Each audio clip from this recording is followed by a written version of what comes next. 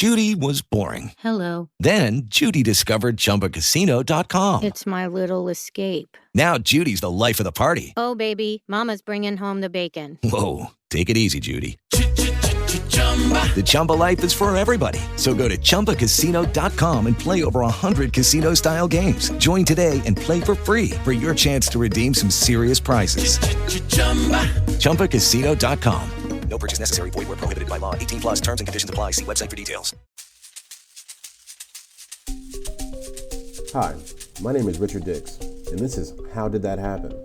A podcast where I look at everyday things or events and try to figure out how they came to be. Every week I will research one topic, and by the end of the episode, I hope to truly have the answer to the question, how did that happen? Hello, and welcome to another episode of How Did That Happen? This week we are discussing mason jars. You have them in your pantry, you have them as your centerpieces. Come along for the ride this week as I ask, mason jars, how did that happen? All right, we are back for another episode this week, episode 31, dealing with mason jars and going to find out some interesting things about them. I guess first we'll just do a little intro, a little housekeeping here. Not that there's much house to keep. Twitter page is still blowing up, going up a little bit. Seeing the feedback on there, it's really good. I always appreciate any positive things you guys have to say, and I mean I'll take the negative stuff too, even if you got some. I mean, why not? You can't have the good without the bad, right? But yeah, so that's still going on. I've been working on trying to map these episodes out a little bit more so I can have a little more organization as far as like really trying to possibly try to get some guests on here. I realized that in order to do that, I kind of have to know at least a couple weeks in advance what I'm going to be talking about, which as it stands now is not something that I normally do. I mean, I have a whole entire list of ideas that I kind of just pick from as I go from week to week, but I've really been working on trying to kind of get some outlines going ahead of time so that I can maybe get in touch with some people to kind of grow to the next thing. But that's pretty much it. This should be a pretty good one. The next one, since I have been outlining, I know the next one should be pretty good too. But yeah, thank you guys for coming back week to week and for pressing play every time. So without further ado,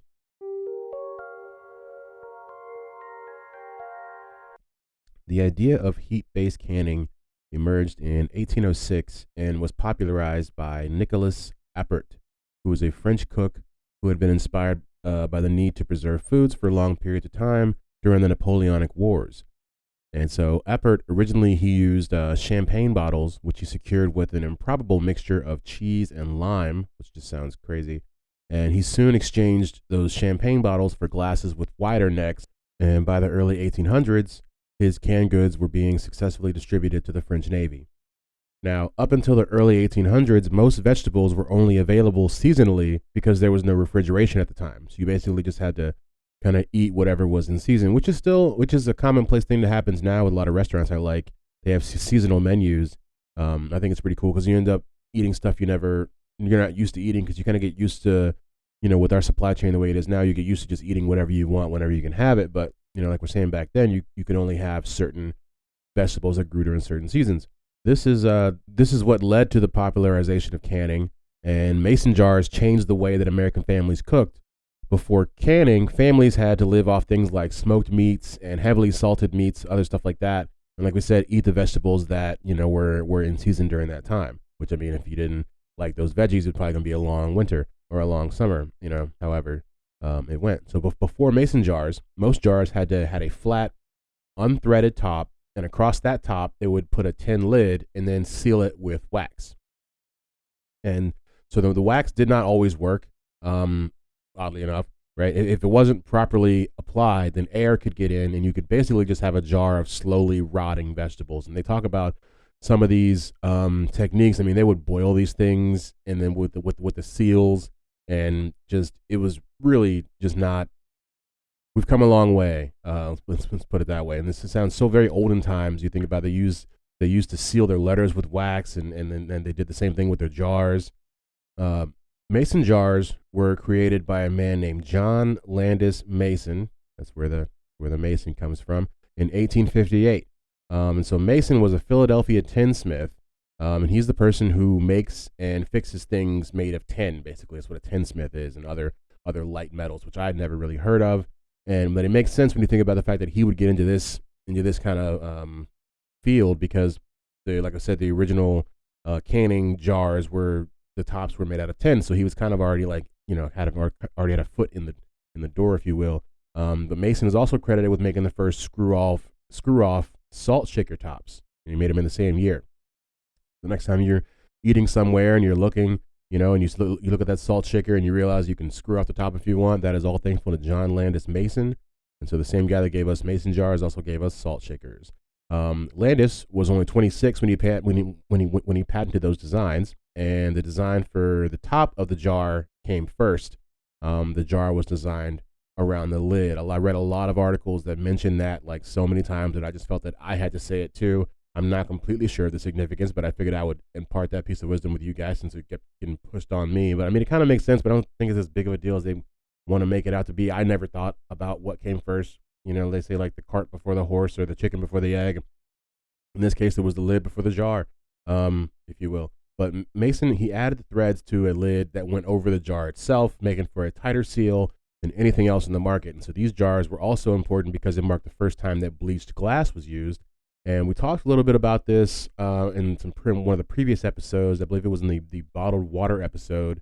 And because those first bottles, I forget what company that was, but they used they bottled their water in green colored glasses. And it was one of the first times that the public was able to look in and see whatever it is that they were purchasing. It was a big deal for people to look into the jars and see what's there. We take it for granted now, but it was a hot commodity in the mid 1800s. So yeah, Landis, or excuse me, that's his middle name, like I'm calling him like his mother, John Landis Mason. He filed a patent for this invention, and when it was granted, he would print his jars with the patent date on it because he's not vain or anything.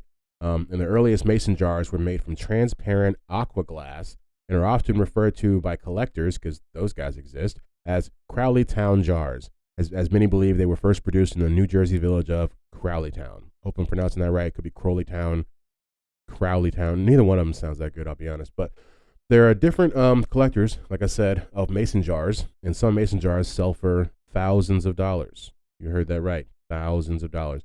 And one type of jar in particular is called the upside down jar, and it was made that way because it was made to rest on the lid, just like you would like the ketchup and the mayonnaise bottles these days. They just flip them upside down. The purpose of that, I don't really know. They didn't say, and I can't imagine what benefit you could get from just flipping it over. But yeah, so that's a special one that you don't see very often anymore. Mason himself, and we'll get into what happened to the jars here in a little bit, but Mason himself died as a penniless man in poverty around 1902. And this was due to the fact that he patented this design, but the patent ran out, I think, somewhere between 15 and 20 years after he made it. And so basically that technology was for the taking, and most people just took it and made their different knockoff jars, which we see that with a lot of different of the technologies during as they're emerging kind of into society. I think we saw that with different waters. Somewhere else I forget where it was like I don't know. But yeah, so basically he lost the license to his invention, the mason jars, and never was able to really capitalize on the money itself. So what he would do is he would license his design to some companies, but like I said, most of them would just take it without actually paying. The one company that actually did pay to license the technology was the Ball Jar Company. So enter the Ball brothers. In 1880, the year after Mason's original patent expired, go figure, the five brothers, Edmund, Frank, George, Lucius, and William, bought a business called the Wooden Jacket Can Company of Buffalo, New York, with a $200 loan from their good old uncle. What a name. Wooden Jacket Can Company. So the company produced wood-jacketed tin containers, as their name kind of tells you, for storing things like kerosene and other stuff like that. But the Ball brothers soon moved on to tin cans and glass jars. After changing their name to the Ball Brothers Manufacturing Company, which was way better than wood-jacketed tin, whatever they were going with before, They set up shop in Muncie, Indiana, where the natural gas fields provided plentiful fuel for glass blowing, because the other one, gas blowing, is a completely different thing. Soon, they were the largest producers of mason jars in America, and their early jars still bore the words Mason's patent, 1858, because like I said, when Mason first made his jars, he put the patent date on there to let people know that he was official. But it's interesting. And I don't know. You like to hope everything's on the up and up. That maybe they're the one company that they sell themselves as the one company who actually bought his license and did it right. And now look how successful we are. But it all looks good on an info page 100 years later. But these days, the Ball Corporation no longer actually makes the iconic canning jars. They're actually produced under the name Ball by Newell Brands. So that's a little tidbit for you right there.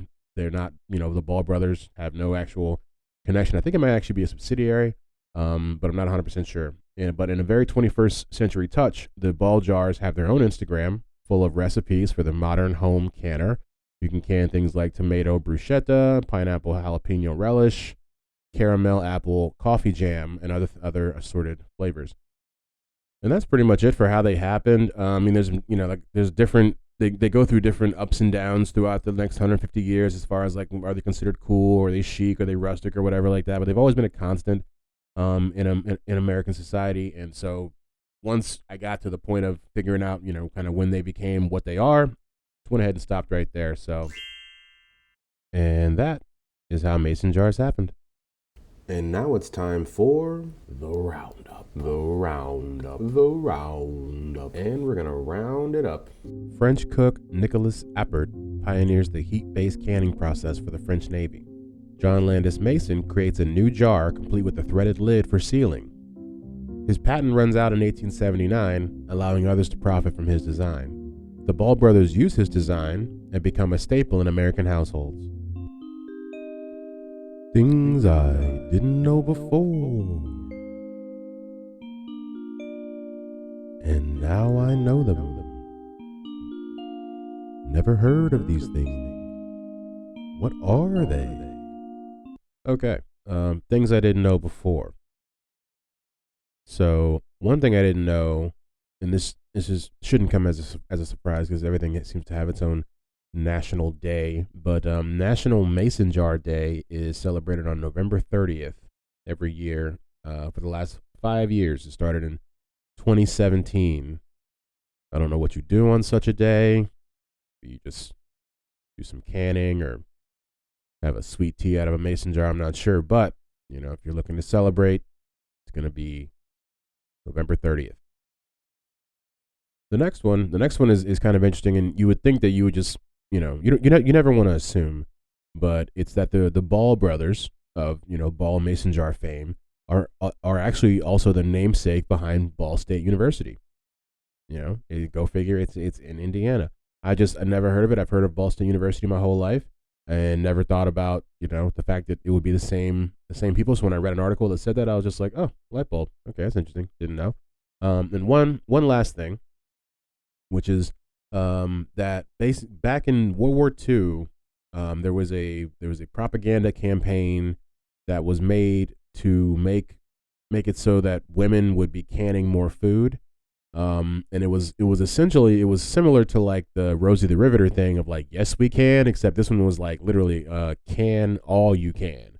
And it was like, I guess, in an effort to have more food rations and stuff on hand or something like that. I'm not 100% sure, but they would do this, and they would grow them out of their so-called victory gardens, which then they would take that in there and can food. What I found while doing this research was that when canning was at, I guess, its real height, the houses would have these things called canning rooms that were off to the side or out just outside the actual house itself, and that would be where they would do a lot of their canning, because canning was such an integral part of their everyday life. But yeah, so the World War II propaganda campaign, can all you can, which is, they don't mince words over there. All right, that's been another episode of How Did That Happen? We covered mason jars this time. I appreciate you guys tuning in and hanging out for the 15 minutes or so that we have together. I'll see you guys next week. Have a good day. Judy was boring. Hello. Then Judy discovered ChumbaCasino.com. It's my little escape. Now Judy's the life of the party. Oh, baby, mama's bringing home the bacon. Whoa, take it easy, Judy. The Chumba life is for everybody. So go to ChumbaCasino.com and play over 100 casino-style games. Join today and play for free for your chance to redeem some serious prizes. ChumbaCasino.com. No purchase necessary. Void where prohibited by law. 18 plus terms and conditions apply. See website for details. With Miller Mott College's online programs, you can choose when you study. Our online programs give you the flexibility to make education work with your schedule. Earn your degree without derailing your life. Visit us online at miller-mott.edu. That's miller-mott.edu.